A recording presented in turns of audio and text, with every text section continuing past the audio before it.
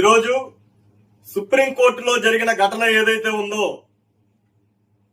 CJI BR Gavai మీద జరిగిన దాడిని రాజ్యాంగం మీద దాడిగా పరిగణిస్తూ దళిత జాగృతి తరపున దీన్ని తీవ్రంగా ఖండిస్తున్నాం. ప్రతి ఒక్క భారతీయుడు కూడా దీని మీద స్పందించాలి. ఎందుకంటే మన భారత ప్రధాని తర్వాత ప్రధాని అంతటోడు సిజేఐ. అలాంటి వారికే ఇక్కడ రక్షణ కరువు అవుతుందంటే ఇక సామాన్య మానవుల పరిస్థితి ఏ విధంగా ఉంటుందో ఒక్కసారి మీరు ఆలోచించండి.